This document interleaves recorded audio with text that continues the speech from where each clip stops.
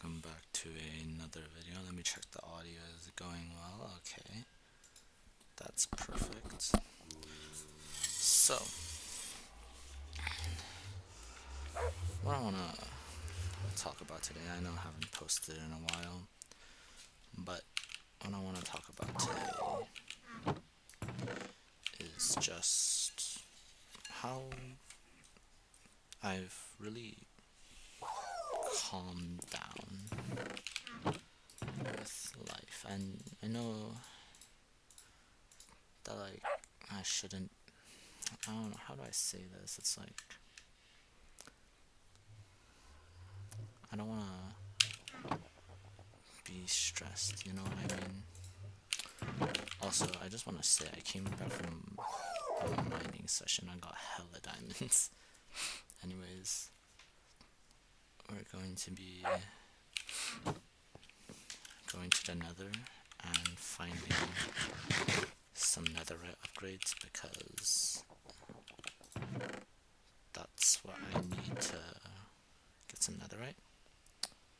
Anyways, as I prepare for that, let's talk about, like, just in general, how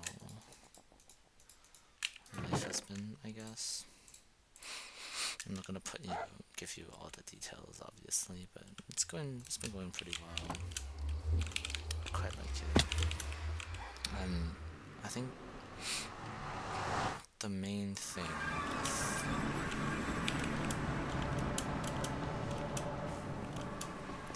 with people and, let's say, life is that they stress way too much about it. And you might be thinking, oh, well, it's easy for you to say, you won't get stressed, you won't blah blah blah, you're still a kid, you're not. Or maybe like, oh, some of us have to be stressed. Like we have jobs that we need to earn money. And I'm not gonna sound really bad when I say this, but none of that really matters if you look at the big picture, because I realized that money doesn't. I realized that money can buy happiness. I'm gonna turn down the sounds for you guys. But money can buy happiness, but happiness doesn't have a price. You know, buying a Lamborghini will make you happy, yes, but you can also get happiness for free, which, let's say, it can be like hanging out with a friend or something. And it's particularly with social situations. I realized that people, you can never buy people. You can buy favors, you can buy time, but you can never buy quality time. Sure, you can buy time that feels, you can make time comfortable, you can save time, you can buy comfort, but you can never buy quality time with people. If it's with the wrong people, even if you're jumping or like riding around in a Lamborghini with four or gold diggers that are absolutely drop dead gorgeous, sure, you can buy that, but you can't buy quality time they spend with family, friends, loved ones. And that's something that is like always plagued me, you know? I've been thinking about it, and I've really de-stressed a lot for some reason. It's just like, I think I learned to just not really care. I'm gonna let you in on a little secret. I'm not gonna talk about the details um in response, and just in for the privacy of my ex, but long story short, my ex girlfriend did reach out to me. Bruh. My ex girlfriend did reach out to me, and she was saying some stuff. She was basically flexing on me, you know?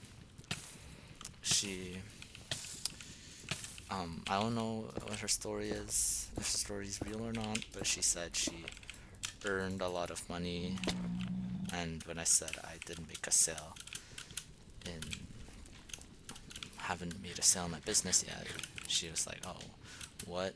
How? I only started 2 months and I already got money, blah blah blah. And I realized that I realized that she wanted me to care. What? I don't even know what I'm doing right now. Hold up. Give me a second.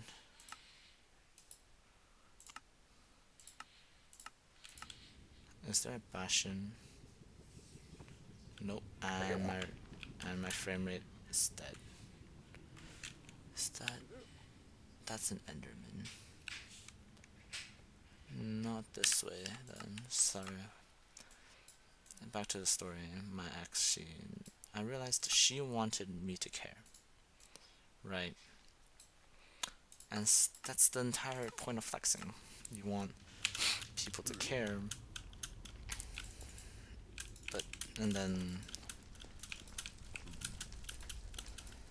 you want them to be like, oh my god, did I make the wrong decision, etc., etc. Right? I realized there's no reason for me to care. Right? I'm gonna make this journey there. If I die, it's gonna be super funny.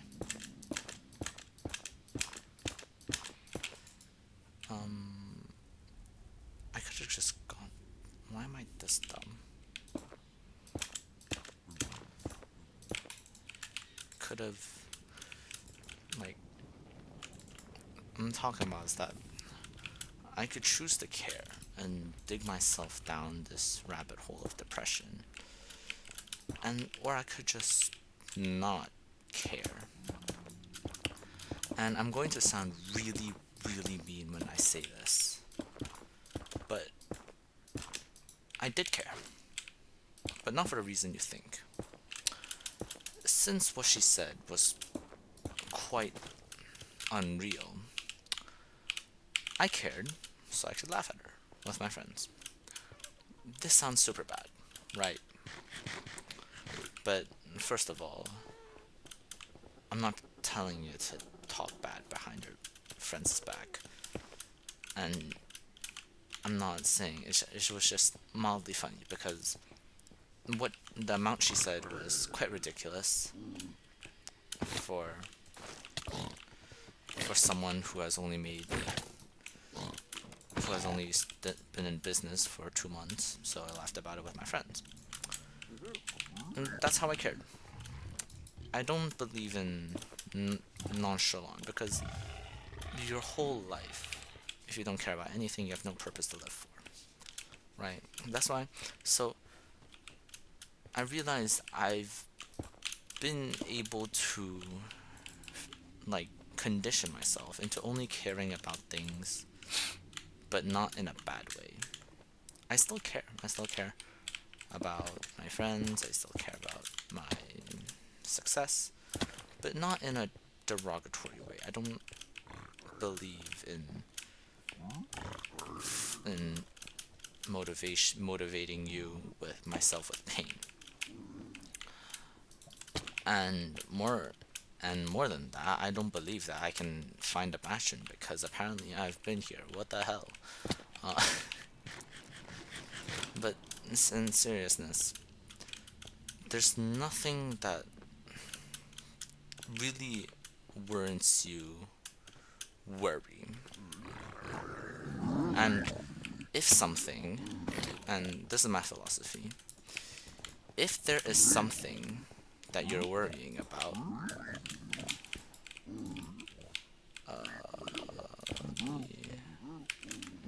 if there's something that you're worrying about, then there's something you could be doing to solve it. Worrying is not going to solve it, right? And if there's something bad that's gonna happen to me, I think about how I'm gonna solve it, right? And another thing that I realized is that worst case scenario, 99% of times, the worst case scenario is that you end up where you are right now. Ooh, a fashion. The worst case scenario is that you are where you are right now, and oh, I've been here, bro. Let me see if I have any chests that I haven't looted.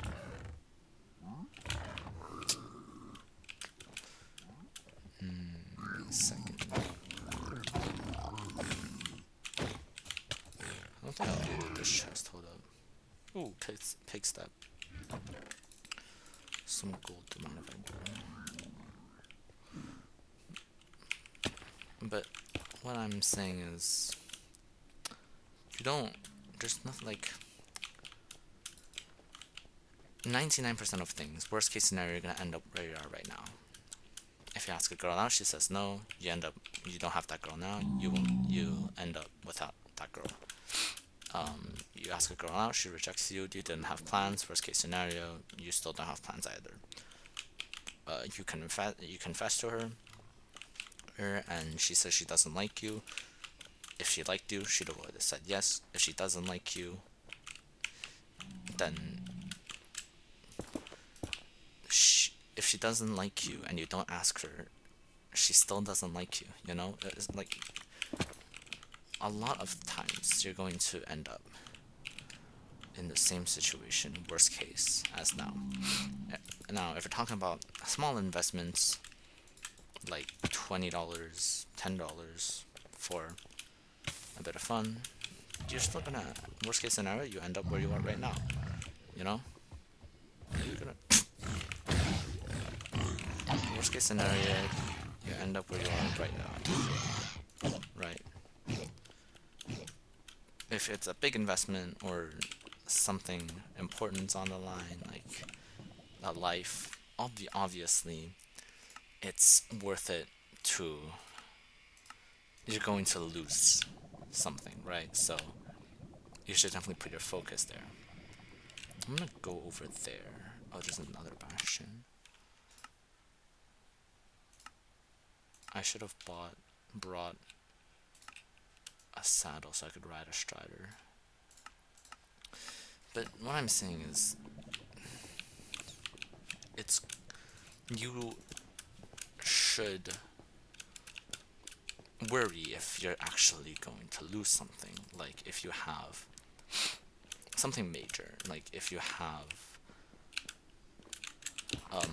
let's say, if you have a scholarship right now for a university, and if doing something could result in you losing that scholarship, then of course, then you don't, right? Don't do it, or heavily consider not doing it. Holy crap, that scared me. But or like maybe it's a really big investment, yada yada yada, right? So I live life on the edge. And I'm gonna talk about another thing that's kind of related to that. A lot of times people kind of imagine they have something. You know what I mean? It's like they don't have it, but they act like they have it. You know? So let's say, maybe like, let's use a girl as an example, right? Let's say you're a guy, and your friend hits up this girl, right? You're assuming, but and like maybe your crush. I'm just okay. Before I preface this, if you have a friend that would hit up your crush, that does not oblige bro code. But let's say just some guy, right?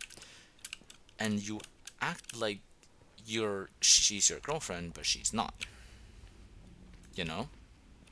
Or maybe, okay, here's a more realistic example. You're texting a girl, right? And you're thinking about sending a risky message. Let's say not super risky, like not like a fucking dick pic or something. Like something like, oh, do you want to go out tonight? You want to ask her out?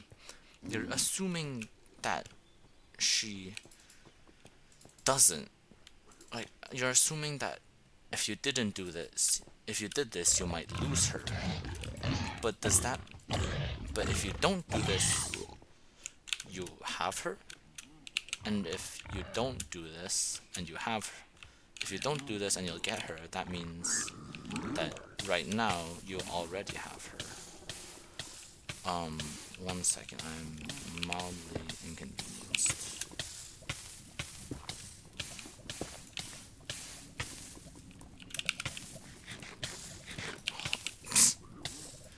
Holy crap. Never dig straight down.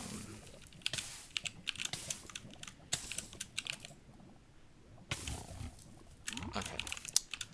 Back to my really good explanation. Holy mackerel.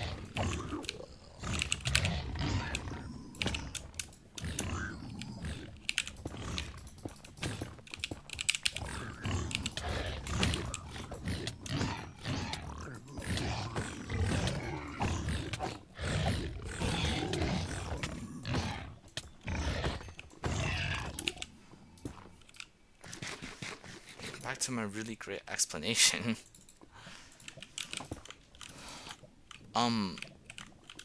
That means, like, if you don't ask her out on a date, she's not gonna go on a date with you. And if you do ask her on a date and she doesn't go out with you, then you go out with her or you don't. But you're acting like she is going to go out on a date with you if you don't ask. Like that doesn't make sense, right? So don't trick yourself into believing you have something until you actually have it, right? And it's good to underestimate how much you have, because that way, if you have something you didn't know, then that's good. But if you don't have something you thought you had, you'll just end up disappointed. I know this video is a bit rambly, but